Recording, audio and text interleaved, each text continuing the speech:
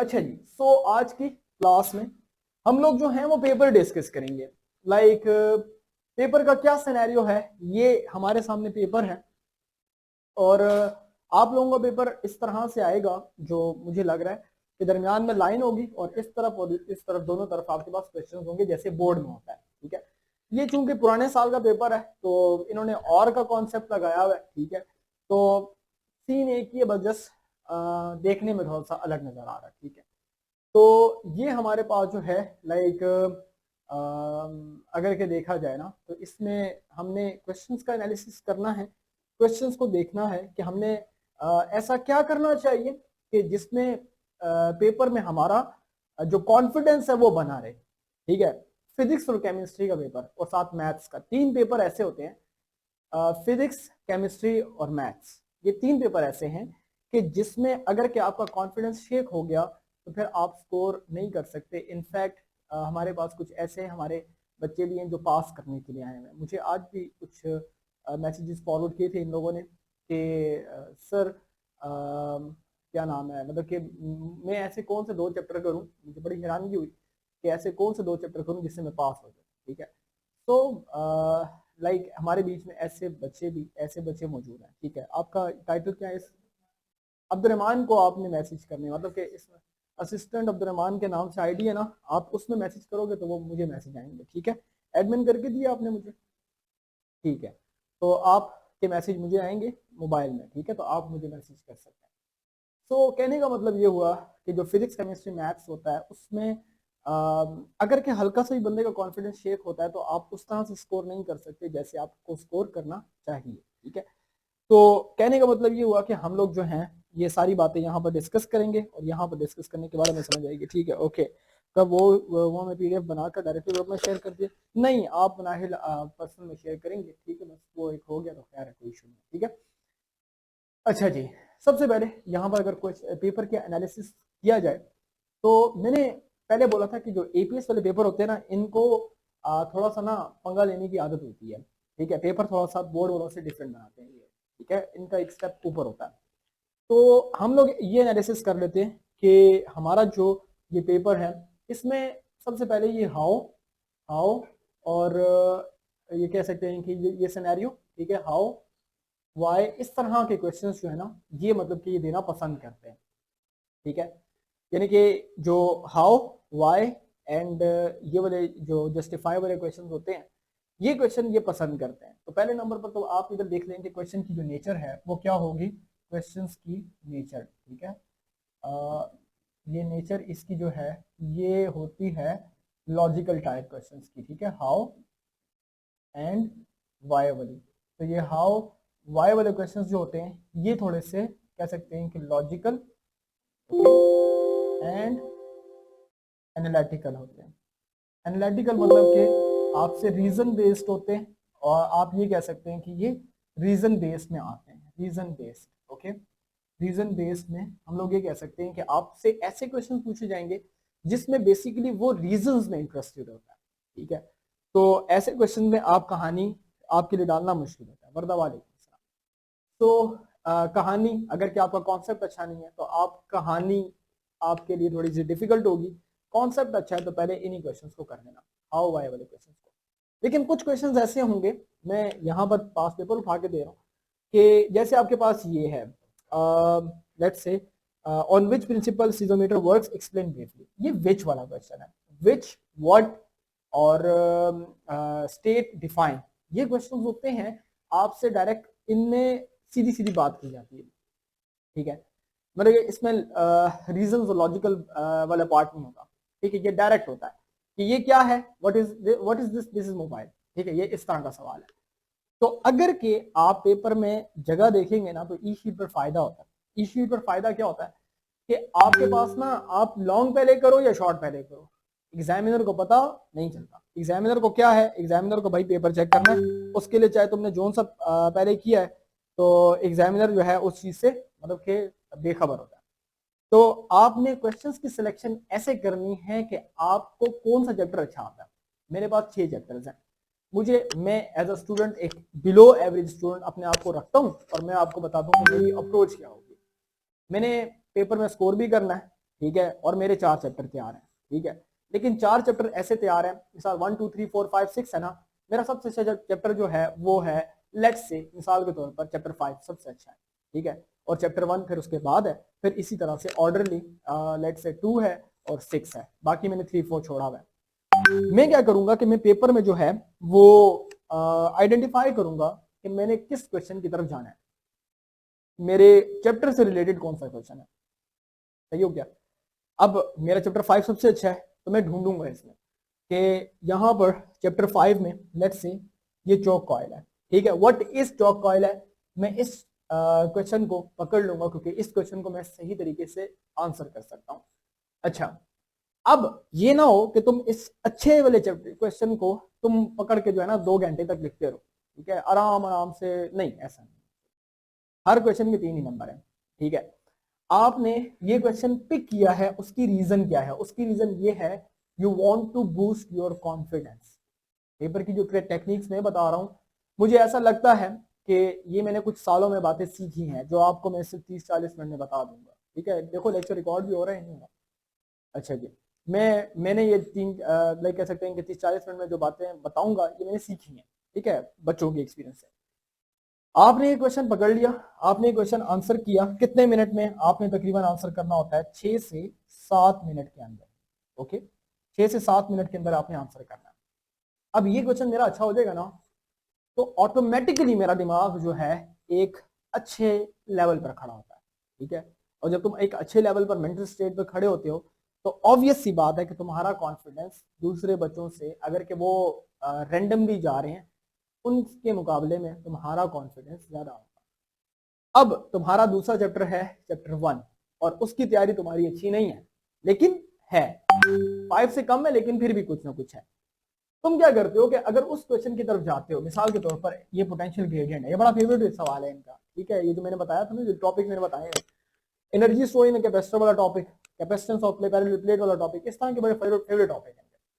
जब ये क्वेश्चन करने बैठोगे ना तो ये हमारे पास होता है minus delta we over delta R, तो ऑटोमेटिकली तुम्हारा एक जो वो है मेंटल स्टेट है वो डिफरेंट लेवल पर होगी, मतलब कि तुम्हारे लिए वो लाइक कह सकते हैं कि आपको आज ही मिल जाएगा रीशा, ये रिकॉर्डिंग अभी हम लोग अपलोड कर देंगे थोड़ी देर में, ठीक है, तो ये जो है आपके लिए क्वेश्चन करना आसान हो जाएगा, ठीक है। तो कहने का मतलब ये हुआ कि फर्स्ट ऑफ ऑल मनाहिल इसके पॉइंट बनाते जाओ जो मैं बताता जा रहा हूँ कि first of all you have to set your approach, कि तुम्हारा जोन सा चैप्टर पक्का है तुमने वो करना है, ठीक है, मतलब कहने का ये हुआ। अब मुझे ये मत कहना कि सर मेरा एक चैप्टर पक्का नहीं है, तो भाई आई एम नॉट अ जादूगर या I am not a like that kind of person जो घोल के तुम्हें कहेगा कि पी लो तो तुम्हें सब कुछ आ जाएगा, लेकिन तुम्हें इतना तो आता होगा, 2-3 चैप्टर तो आते ही होंगे। ये उन बच्चों की बात करूं जो बाकी जिन बच्चों की अच्छी तैयारी है उनसे तो मुझे डिस्कस भी नहीं करना चाहिए क्योंकि उन लोगों का सब कुछ हुआ हुआ है, ठीक है। अच्छा जी, तो आपने क्या करना है, माइंड में उस तरह से अप्रोच करते हुए पेपर को सॉल्व करते हुए जाना है, यानी कि जो रूट मैंने बताया है उसको। अगर कि तुम्हें क्वेश्चन नंबर 8 अच्छे तरीके से तुमने अपना चैप्टर ढूंढना है कि यार उसका पेपर में सवाल आया हुआ है वो पहले कर लो, उससे तुम्हें फायदा होगा, तुम्हारा माइंड रिलैक्स मोड में चला जाएगा और तुम बिल्कुल टेंशन फ्री हो जाओगे।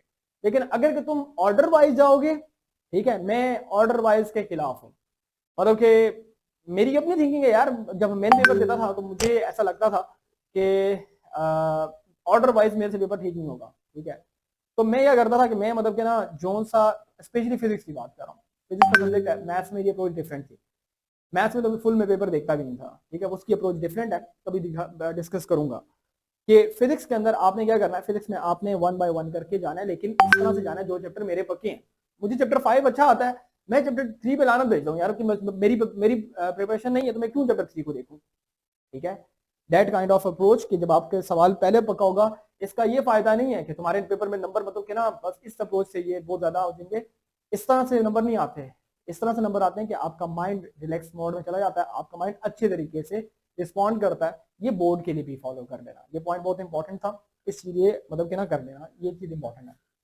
अच्छा जी, पेपर के अंदर आपकी चेकिंग होती है एफसेक्स, फजाइया और बाकी जो इंस्टीट्यूशंस हैं और स्पेशली फेडरल बोर्ड, ये रूब्रिक्स के अकॉर्डिंगली चेकिंग करते हैं। रूब्रिक्स क्या होता है, रूब्रिक्स जो है बेसिकली हमारे पास होता है, मैं चैट देखूं, चैट किसी को कोई सवाल है तो फिर वो पूछ सकता है, ठीक है।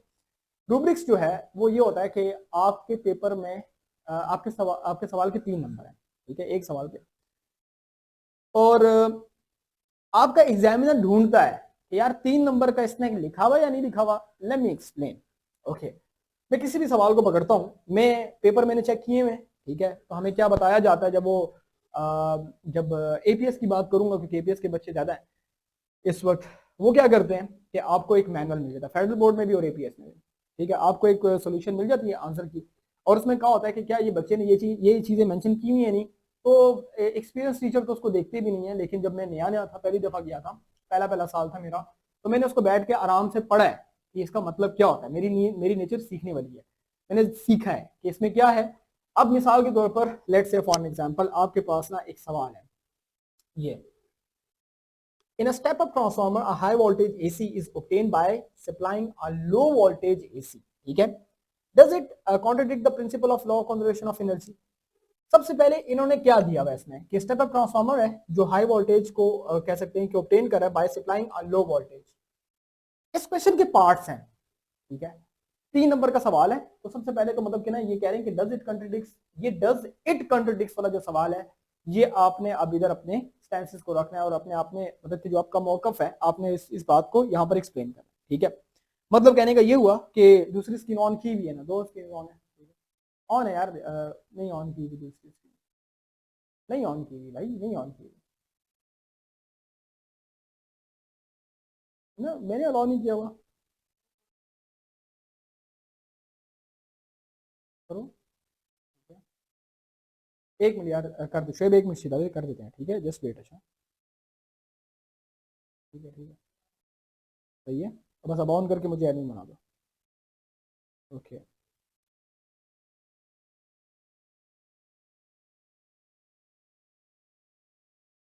हो गया, दोनों ऑन है, दोनों नहीं, एक ऑन होती है यार इसमें।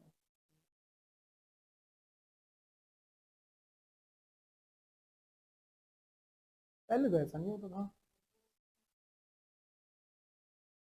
हाँ हाँ हाँ हाँ, ठीक है, छोड़ दो बस, सही है यार, बस गुजारा करो किसी तरह, ठीक है, ओके। ओके,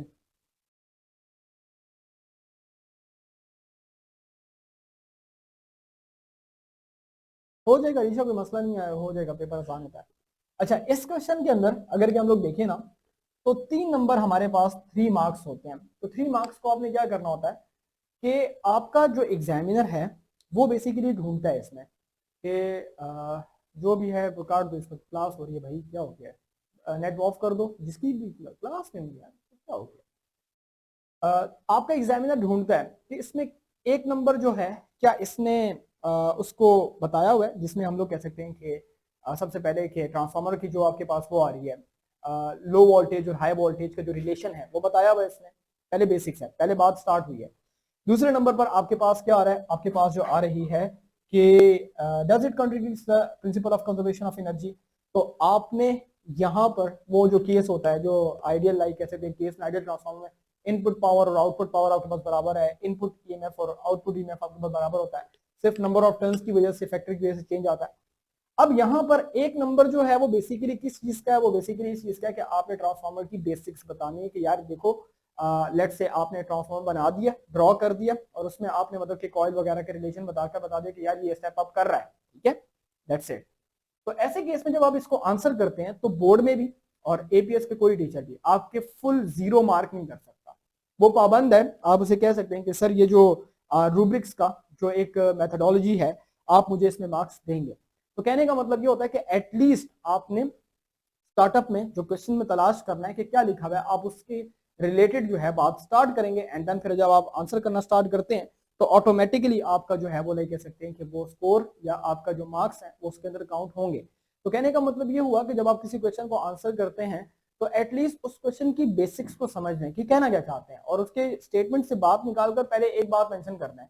जैसे यहाँ पर स्टेप अप वाली बात थी तो आप स्टेप अप वाली कहानी लिख देंगे, ईएमएफ का फॉर्मूला लिख देंगे, तो एग्जामिनर बाकी आगे आपकी बात अगर गलत भी है मिसाल की, वो आपको एक नंबर देने का पाबंद होता है, वो आपको देगा 1 नंबर, ठीक है, आप उसे कह सकते हैं कि अकॉर्डिंग टू रूबिक्स मैंने इसको आंसर किया हुआ है, ठीक है, तो फिर वो आपको नंबर देने का पाबंद होता है। ये एफएक्स की पॉलिसीज और ये फेडरल बोर्ड की पॉलिसीज कहती हैं, तो ये मैं आपको उनके अंदर की बात बता रहा हूँ, ठीक है।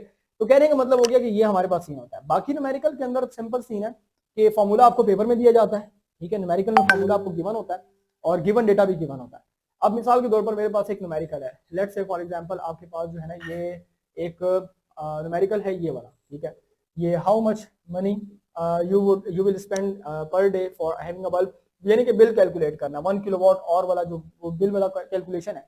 तो आप अगर के इसमें गिवन डेटा फॉर्मूला और टू फाइंड वगैरह भी इलिस्ट करते हैं, कैलकुलेशन में मिस्टेक कर देते हैं, मान लेते हैं मिस्टेक होगी आपसे, रिजल्ट भी आप मेंशन कर लेते हैं, तो फिर उस केस में भी मिनिमम 1 मार्क्स आपको मिलने का चांस होता है। तो आपने क्या करना है कि पहली जो मैंने बात बताई है, आपने अप्रोच सेट करनी है। वालेकुम अस्सलाम फाखरा, आपने क्या सेट करना है, आपने अप्रोच सेट करनी है कि यार आपने स्टार्टअप कहां से लिया, आपने स्टार्टअप ले लिया, ठीक है, अपने एक प्रॉपर स्ट्रॉन्ग चैप्टर से, स्ट्रॉन्ग आपके पॉइंट से, एंड देन जो क्वेश्चंस का मैकेनिज्म है, क्वेश्चन का एक स्ट्रक्चर है, आपने उसको फॉलो करते हुए आंसर करना है, एंड इजीली आप मतलब कि पेपर में स्कोर कर जाते हैं या स्कोर हो जाता है, कोई मसला नहीं होता। तो इन चीजों का आपने ख्याल रखना है और हमारे पास कुछ भी नहीं होता। मैं सैंपल शेयर कर दूंगा, सैंपल शेयर करने से मुराद ये होता है कि जो मैंने से पेपर सॉल्व करवाया था कि आपने पेपर में आंसर कैसे करना है, ठीक है। मतलब कि बहुत से बच्चे होते हैं जो कि अल्हम्दुलिल्लाह अच्छी, मतलब कि हमारे पास बच्चे हैं तो स्कोर लाइक उन्होंने किया भी है और आप भी लाइक कह सकते हैं स्कोर बेस्ट है, लेकिन बहुत से बच्चे ऐसे होते हैं जिनको अपनी लाइक अगर की नॉलेज कम भी है तो उस केस में उनको आंसर करने में प्रॉब्लम्स होती है। हम लोग उसको रेक्टिफाई करेंगे कि आखिर हम लोग लाइक कह सकते हैं कि उस केस में जो है वो लाइक कह सकते हैं कि उन्हें नजर नहीं आ रहा, जूम कर दीजिए, उन्हें नजर नहीं आ रहा, जूम करने के लिए यार ये देखो लाइक ये देखो अगर केस हो सके ये, हाँ और करो जूम, बस अब देखो अब ठीक है, अब जूम हो गया। वलीद वालेकुम अस्सलाम, कैसे हो, देखो जूम कर दिए, अब ठीक है, नहीं नहीं थोड़ा ज्यादा करो, हाँ अब सही है, ठीक है, और करो थोड़ा सा और जूम करो, करो, ठीक है बस सही है। ओके वालेकुम अस्सलाम फाकरा, कैसे हो, ठीक हो। तो कहने का मतलब ये हुआ कि ये कुछ बातें थी जो आपने आपसे डिस्कस करनी थी। इसके बाद लाइक कह सकते हैं हमारे पास लॉन्ग आता है। लॉन्ग में ना इस तरह के न्यूमेरिकल्स बड़े इंपॉर्टेंट होते हैं। ये न्यूमेरिकल्स क्या, ये शेप वाले न्यूमेरिकल, ये न्यूमेरिकल बड़े इंपॉर्टेंट है। अच्छा, ये न्यूमेरिकल्स आपके पास जो स्ट्रक्चरल न्यूमेरिकल होते हैं 10 क्लास में वैसे आते थे, इस दफा नहीं आए, ठीक है। अच्छा, एपीएस वालों का फेवरेट ये होता है, ये स्ट्रक्चर देते हैं, चाहे वो कह सकते हैं कि 10th क्लास हो, चाहे वो सेकेंड ईयर हो, ये स्ट्रक्चर ना उनको देना बड़ा पसंद है। अब आई डोंट नो व्हाई, ऐसी क्या उनकी मेंटेलिटी है। तो इसको थोड़ा सा ना आपने थोड़ा प्रिपेयर करके जाना है कि यार ये स्ट्रक्चरल जो न्यूमेरिकल्स होते हैं ये इस तरह के मतलब कि ना आ सकते हैं। दूसरा इसके अलावा जो लाइक कह सकते हैं कि मतलब कि पेपर जो है वो सिंपल है, मतलब कितना कोई डिफिकल्ट नहीं है इसमें। लास्ट ईयर तो आपका मतलब कि ना चैप्टर 7 भी था, ये जो इलेक्ट्रॉनिक्स है, इस दफा नहीं है। तो पेपर मतलब कि इतना डिफिकल्ट नहीं होता, ठीक है। अगर कि मैं इसकी जो डिफिकल्टी आपके पास जो न्यूमेरिकल्स क्वेश्चन आते हैं यार आयान इतने नहीं होते, मतलब कि आप अगर के देखें ना तो इतने डिफिकल्ट नहीं होते ऑनेस्टली स्पीकिंग, मतलब कि हो जाता है पेपर में। आपको लगता है कि डिफिकल्टी लेवल है, लेकिन मेरा नहीं ख्याल कि इतना ज्यादा मतलब कि डिफिकल्ट होता है, ठीक है। तो उसकी रीजन ये है ना कि अगर आप थोड़ा सा पढ़ के गए हैं तो फिर मतलब कि निकल जाएगा न्यूमेरिकल, कोई मसले की बात आपके पास नहीं होगी। अच्छा जी, तो ये बेसिकली आपके पास एक स्ट्रक्चर था, ठीक है। मैं जल्दी जल्दी इसको वाइंड अप करूंगा, आप लोग अपनी फाइनल वन शॉट रिवीजन कर लीजिएगा, ठीक है। और ये जो है मतलब कि लाइक कह सकते हैं कि अगर अभी बेटा ये अभी डिटेल डिस्कशन वाली बातें जो कॉजेज लॉ और सिजोमीटर वाली बातें, अभी हम लोग जिस पेपर के पैटर्न को एक ओवरव्यू कर रहे हैं, तो लाइक ये फिर किसी और वक्त में करेंगे, ठीक है, अभी टाइम कम है।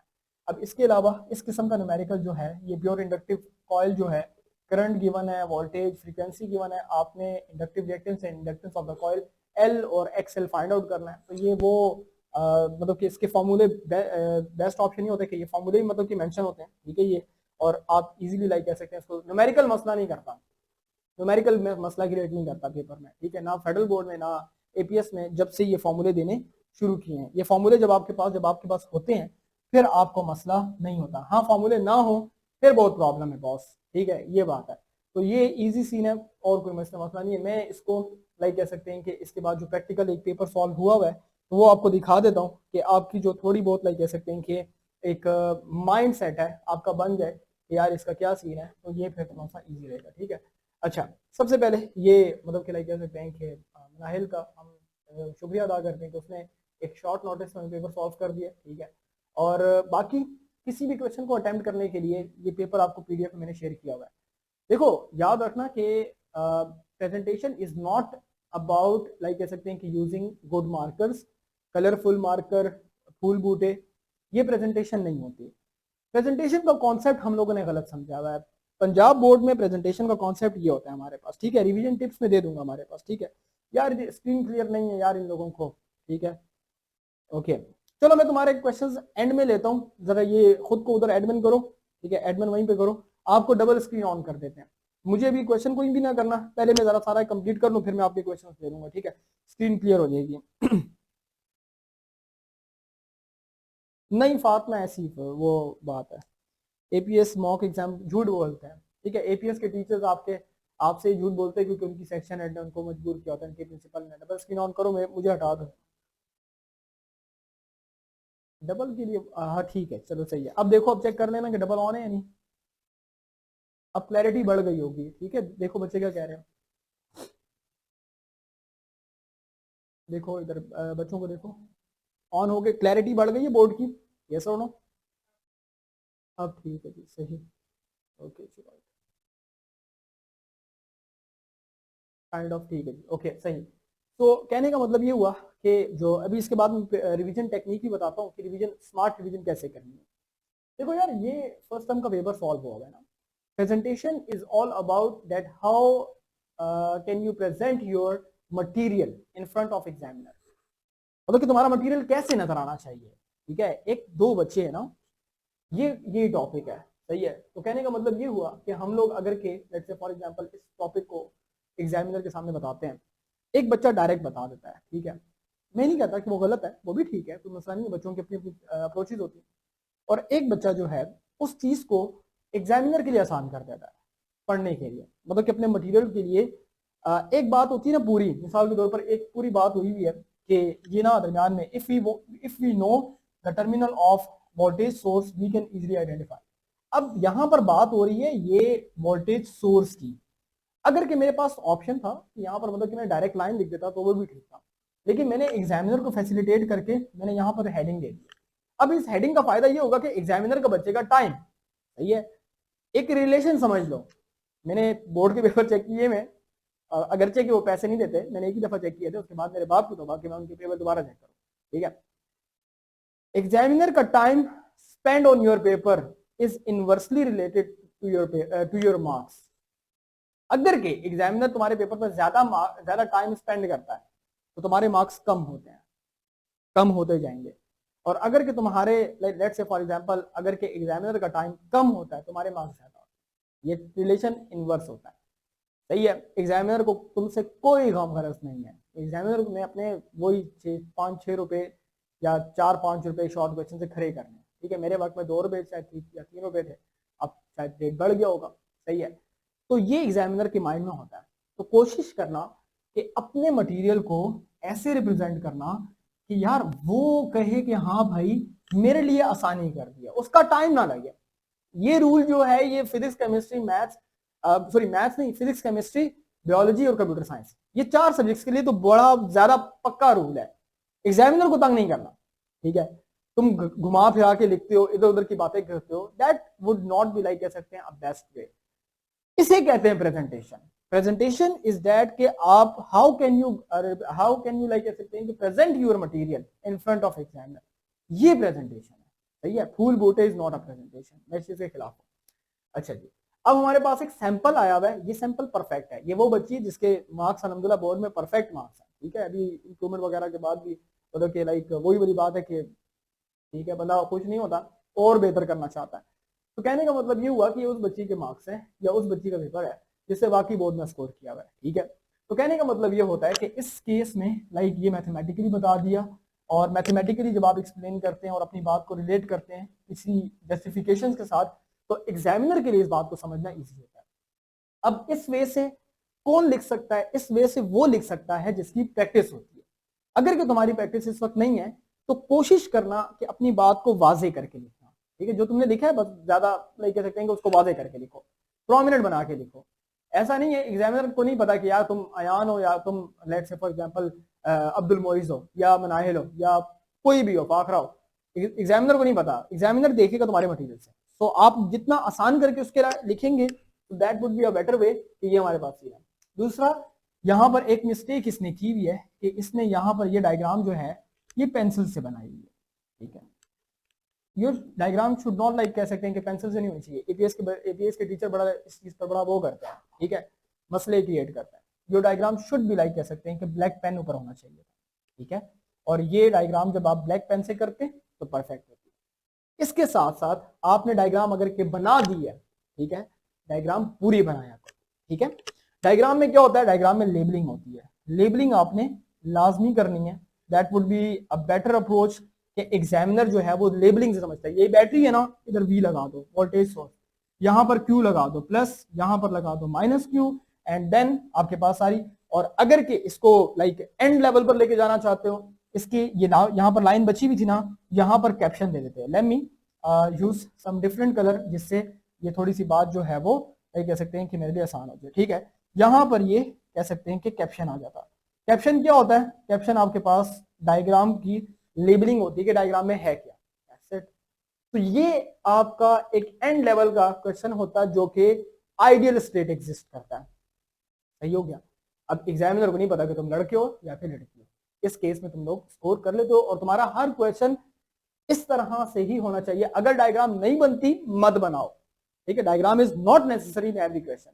आपके फिजिक्स में, केमिस्ट्री में डायग्राम हर क्वेश्चन में जरूरी नहीं होती, लेकिन जहां बने तो फिर वहां पर लेबलिंग, वहां पर पेन का फेरना जरूरी है, ब्लैक पॉइंटर, ठीक है, उसके ऊपर फेर दोगे डायग्राम हो जाएगी। वरना तो आपकी ये स्कैनिंग के अंदर आपकी डायग्राम वाजे नहीं आती, ठीक है। पहले ना जब 2021 में पहली दफा एसएलओ आया तो उस वक्त डिप्टी फेडरल बोर्ड के आए थे ये एपीएस वर्कशॉप रोड में, वहां पर ना वर्कशॉप वगैरह सेमिनार देने के लिए। तो वो उस वक्त उन्होंने कहा था कि भाई आप पेंसिल यूज करेंगे लेकिन पेंसिल की टिप मोटी होनी चाहिए, ठीक है। मैंने अपनी पुरानी शीट की वीडियो जिसमें 1 लाख से ज्यादा व्यूज हैं, मैंने उसमें भी यही बात की है। लेकिन जब वो उन्होंने 1 साल गुजार लिया, उसमें मसला क्या हुआ कि पेपर के ऊपर पेपर आता है, ठीक है, तो आपकी पेंसिल फेड हो जाती है। ये बात करके देख लेना कि आपके पुराने नोट्स पे पेंसिल वाले हैं ना, तो पेंसिल आपके पास उसकी जो वो होती है डायग्राम होती है वो फेड हो जाती है, ब्लर हो जाती है, हल्की हो जाती है। स्कैनिंग में उसकी विजिबिलिटी नहीं होती। एग्जामिनर को मैं वही बात कर रहा हूँ, एग्जामिनर जो है वो उसको इंसान समझो तुम लोग, ठीक है। ये कोई कंप्यूटराइज टेक्निक नहीं होती। एग्जामिनर इंसान है, एग्जामिनर ने पैसे कमाने हैं भाई, बी रियलिस्टिक। इधर उधर की बातें मेरे साथ नहीं करो। नहीं सर ये ऐसा नहीं होता, नहीं भाई मैं काम करके बैठा हूँ, ठीक है। मैंने पेपर चेक किए थे, पैसों के लिए किए थे, ठीक है। अब मुझे पैसे नहीं मिले, मैंने तो मतलब की लड़ाई कर दी वहां पर, ठीक है, हेड एग्जामिनर के साथ। पहले तो वो मेरा फोन नहीं उठाती, बताती नहीं थी कि क्या करना है क्या नहीं करना। जब मैंने पेपर चेक करना छोड़ दिया, उसने मुझे फोन करके वो किया। फिर मैं नींद में था दोपहर की नींद मुझे बहुत अजीज थी, पहले थका वगैरह आया था, फिर मेरी लड़ाई होगी। उसके बाद फिर मुझे फेडरल बोर्ड से कॉल आई कि जी आपने पेपर नहीं चेक किया, ये नहीं, मैंने हेड एग्जामिनर की रिपोर्ट कर दी। फिर उन्होंने कहा जी आप रहने थे, मैंने कहा जी बिल्कुल रहने थे, मेरे पैसे दे दें, ठीक है। और फिर वो 1600 रुपए आए थे शायद मेरे ख्याल से, ठीक है, 5000 का मैंने नेट संभाल किया। तो बी रियलिस्टिक यार, हर बंदा, मेरे साथ जो लोग थे उन्होंने 30,000 पेपर चेक किए थे। वो कैसे पेपर चेक करते थे, मैं आई विटनेस, मैं उधर देखता था कि वो कैसे पेपर चेक करते हैं। वो ज्यादा टाइम नहीं लगाते थे। अगर किसी पेपर में रफड़ा है, ठीक है, मैथ्स का बंदा फिजिक्स के, फिजिक्स का बंदा मैथ्स के, केमिस्ट्री का बंदा फिजिक्स के, फिजिक्स का बंदा मैथ्स में, ये ई चेकिंग में ये होता है, ठीक है। उसने डायग्राम सामने रखी होती है, उसने एक पेपर अच्छा रखा होता है, उन्होंने बुक सामने एक तस्वीर रखी होती है, उसको बस एक क्वेश्चन होता है, कह सकते हैं कि बैच के अंदर 200 क्वेश्चन होते हैं, 100 क्वेश्चन होते हैं, दैट्स अवे। इस तरह आपके पास होता है। अब तो वो स्क्रीन कैमरा वाला सिस्टम आ गया है, लेकिन लोग कर रहे हैं, ठीक है। तो कहने का मतलब ये हुआ कि आपने गो विद द फ्लो वाला हिसाब करना है। यहाँ पर जो चीज वैलिड है वो चीज को लेकर चलना। अच्छा, इसके बाद आपके पास ना डिफरेंट, ये अब देखो डायग्राम थोड़ी प्रोमिनेंट है। एक्सप्लेनेशन मेन आपके पास आ रही है, explanation mathematically, and then like कह सकते हैं कि आपके पास ये सीन है। अच्छा, इन्होंने ना एक क्वेश्चन आया हुआ था परमिटिविटी और परमिबिलिटी वाला, ठीक है, ये क्वेश्चन है। इस क्वेश्चन को ना आपने कैसे अटेम्प्ट करना था, ये मैं जरा ये पेपर में क्वेश्चन पहले बता दूं। ये क्वेश्चन कहाँ पर है, ये क्वेश्चन यहाँ पर है कि यहाँ पर what do you mean by the term permittivity and permeability. अच्छा, याद रखना कि physics chemistry maths, physics chemistry biology के अंदर या कंप्यूटर भी समटाइम्स, लेकिन फिजिक्स केमिस्ट्री कह सकते हैं कि फिजिक्स केमिस्ट्री बायो जो है उसके अंदर जब ये ऐसे क्वेश्चंस आते हैं जिसमें दो चीजों को रिलेट करना होता है, ये रिलेट है। What do you mean by the terms of this, आपने इसकी बात है। आपने क्या करना है कि आपने इसके लिए लाजमी तौर पर एक काम करना है। वो काम ये होगा कि यू हैव टू लाइक कह सकते हैं कि डिफरेंशिएशन की अप्रोच लेनी है। ये अप्रोच आपके पास ठीक नहीं होती इसके लिए, ठीक है। ये अप्रोच जो है ना, ये अप्रोच ये भी ठीक है, लेकिन मैं इसको प्रेफर मैं नहीं करता, ठीक है। यू नीड टू लाइक कह सकते हैं कि यूज डिफरेंशिएशन मेथड। डिफरेंशिएशन में ये होगा कि कम जगह में ज्यादा मटेरियल आ जाएगा। परमिटिविटी, परमिबिलिटी, मैग्नेटिक और इलेक्ट्रिक की दो प्रॉपर्टीज को कहा जाता है, या उसकी वो है कांस्टेंट होती है ना आपके पास कि कितना अलाउ करेगी कोई आपके पास हो। अब ये अगर कि हम लोग ऐसे कर लेते हैं, मतलब कि ये मेथड भी ठीक है, लेकिन मैं इसको रेकमेंड नहीं करता। मैं जो मेथड रेकमेंड करूंगा वो ये होगा कि ये आपने बॉक्स बनाया, ठीक है, और यहां पर आपने क्या किया कि दरमियान में लाइन लगा दी, यहां पर आपने परमिटिविटी कर दी और यहां पर आपने परमिबिलिटी कर दी, यानी कि ये परमिटिविटी और ये परमिबिलिटी।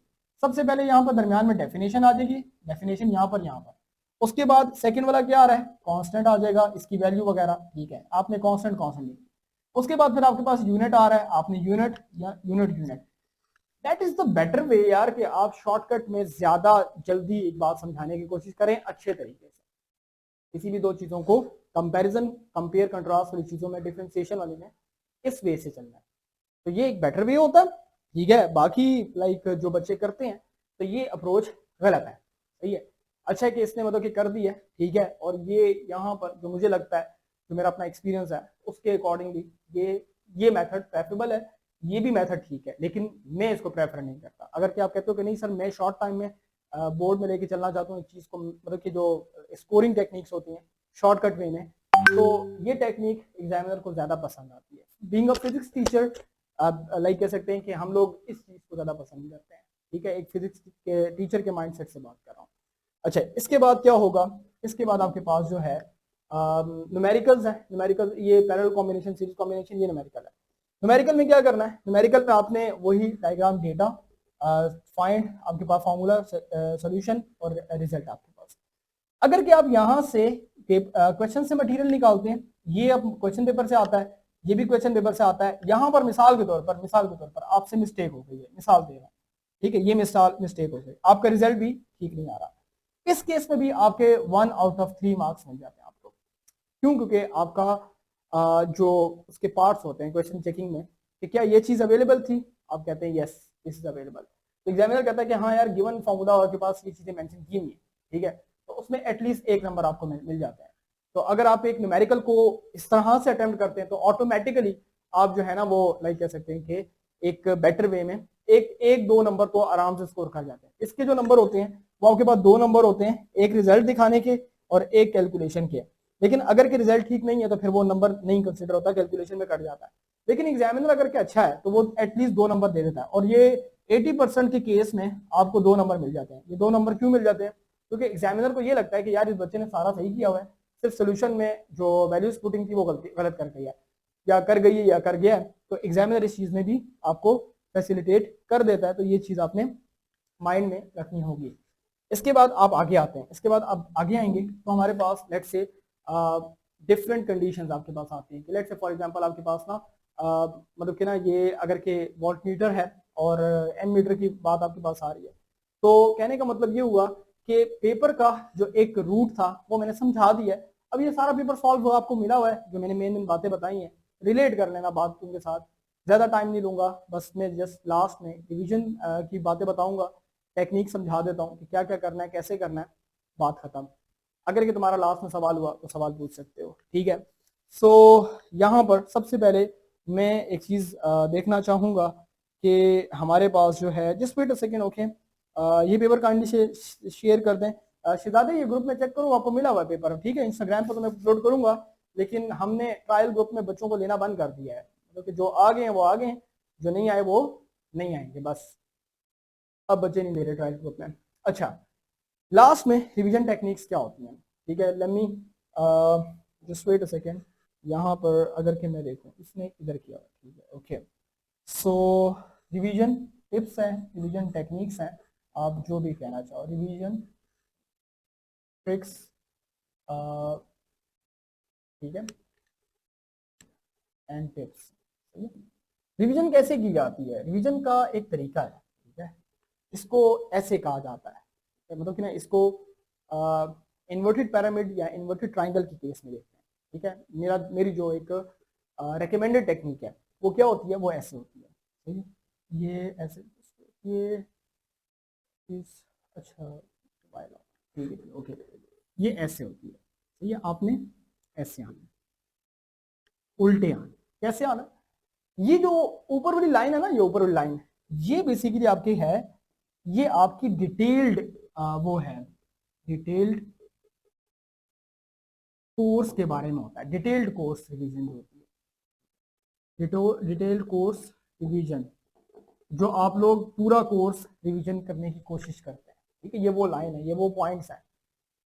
और जब आपके पास एंड टाइम आता है, आखिरी वक्त आता है, तो आप ये लास्ट फ्यू आवर्स में आप ये नहीं करते, ठीक है, ये मैं बोर्ड में भी बताऊंगा दोबारा से, लेकिन अभी मेरे पास टाइम कम था, मैंने इसको ज़्यादा प्रिपेयर नहीं किया, उसमें जस्ट एक वो शॉर्टकट में बता दूंगा। डिटेल्ड कोर्स रिवीजन जो है ये लास्ट फ्यू आवर्स के लिए नहीं होती, ये दिनों के हिसाब से होती है। लेट्स से अगर के मिसाल के तौर पर इफ वी हैव, कह सकते हैं कि वी हैव 3 days, तो फिर ये डिटेल्ड रिवीजन वाला सीन चलता है।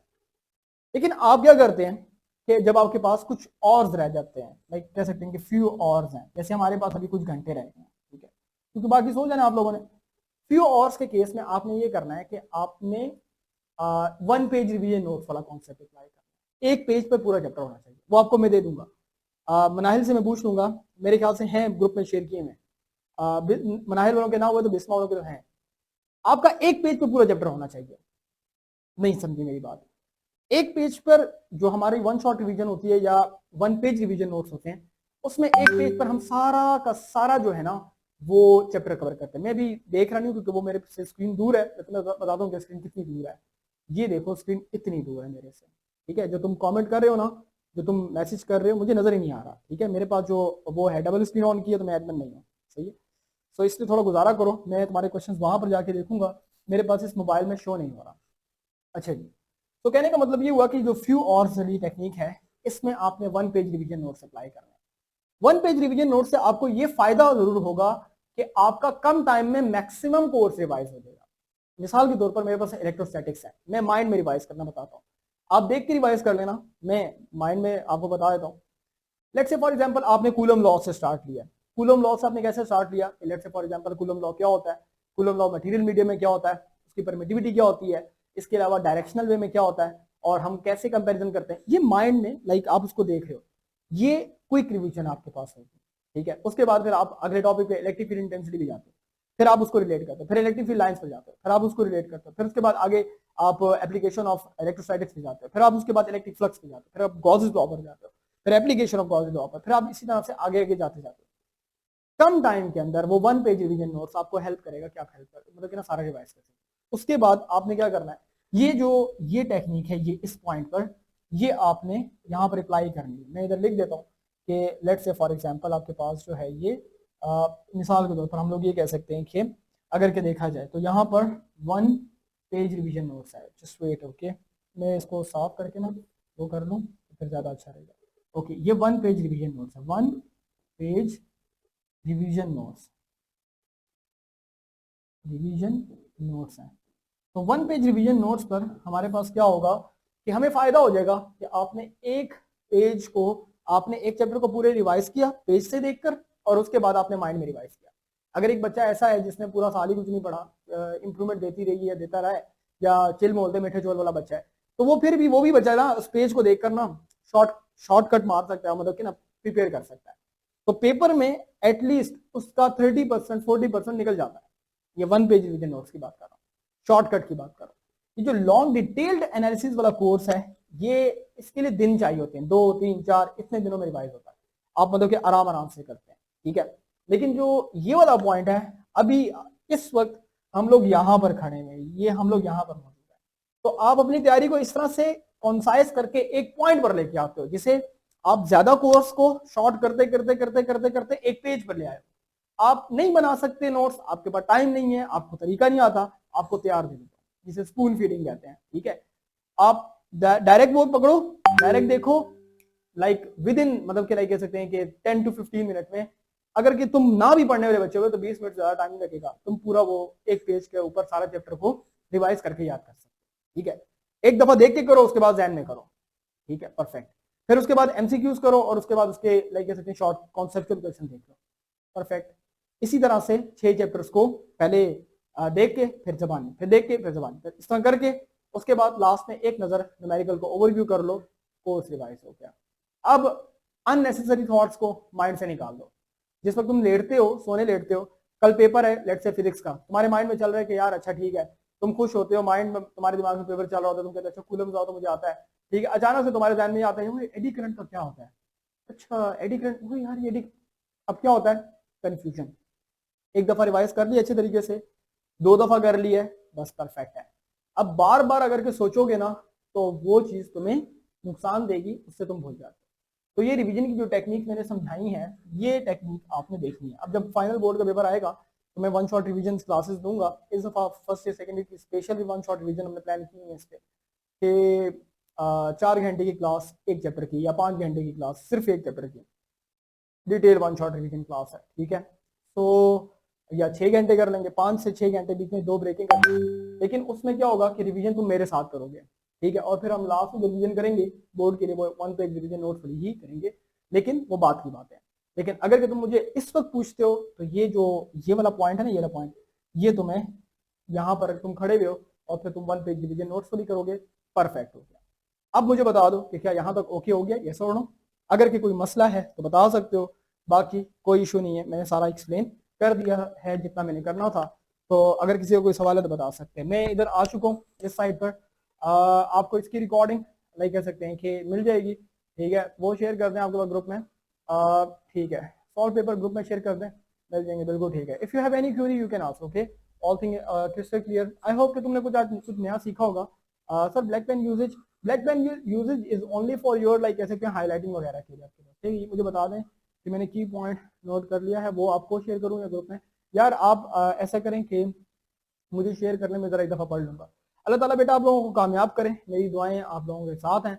अगर कि स्टिल किसी के कोई क्वेश्चंस हैं, मैं इधर क्वेश्चंस वाली स्क्रीन पर आ गया हूँ, तो ये सीन है। बाकी यार देखो, मैं अब आपको एक बात बताऊँ, मोटिवेशन की बात करें, ठीक है, फातमा प्रोबेबिलिटी यही होती है। ठीक है, 14 चैप्टर 14 टीचर या 13 टीचर, तो आपने हर क्वेश्चन को बेस्ट करना है। ठीक है, अलग अलग से, मेरे साथ भी यही हो रहा है।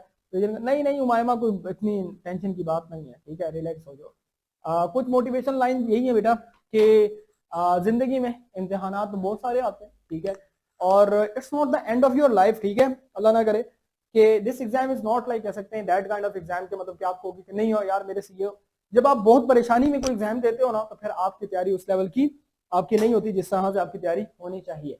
तो कहने का मतलब यही हुआ कि यार एग्जाम दो फुल कॉन्फिडेंस के साथ।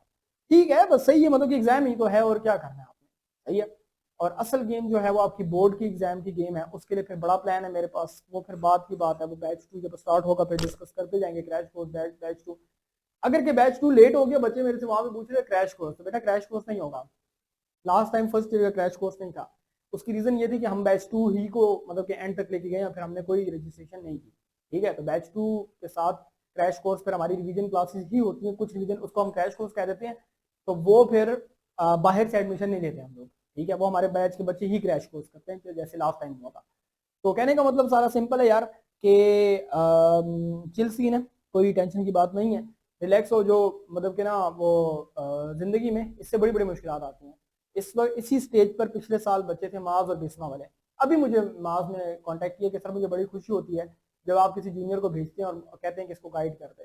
तो कहने का मतलब यही हुआ कि यार देखो पिछले साल वो भी यही बातें करते, आज अगर उनसे पूछूं ना उनको याद भी नहीं होगा। देखो लाइफ में एग्जाम्स वगैरह आते रहते हैं, बट 2 किस्म का माइंडसेट देखता है एग्जाम को। एक एक माइंडसेट वो होता है जो प्रॉब्लम को फेस करना जानता है, और एक दूसरा माइंडसेट ये होता है जो प्रॉब्लम से घबराना जानता है। घबरा के भी तुमने एग्जाम देना है और कॉन्फिडेंस के साथ भी एग्जाम देना है। तो बेहतर नहीं है कि तुम कॉन्फिडेंस के एग्जाम दो, घबरा के क्या मिलेगा तुम्हें। तो घबराना इज नेचुरल थिंग, लेकिन घबराने को आप मतलब कि ना डाइवर्ट कर देते हैं डिफरेंट जगहों पर, तो यार इजी सीन हो जाता है। तो wish you best of luck for your examinations. मेरे ख्याल से कुछ बड़ी चीज नहीं है, इजी सीन है। पिछले साल भी इसी तरह मैं बातें कर रहा था। ठीक है, इस वक्त में लाइक कह सकते हैं कि हमारा दूसरा घर था। तो जब मैं इन दिनों में ना वो थी, मैं शादी की तैयारियां कर रहा था, ठीक है, तो 7वां चैप्टर भी इंक्लूड था।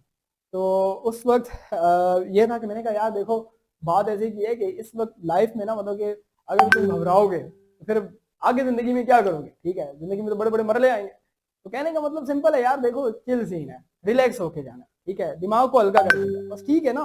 जितना रिलैक्स होके एग्जाम दोगे मजा आएगा, अच्छा स्कोर कर लोगे। जितना टेंशन में दोगे एग्जाम, स्कोर नहीं कर सकते। परेशान होके तुम स्कोर नहीं कर सकते, ये मेरी बात लिख लेना किसी पेज पर।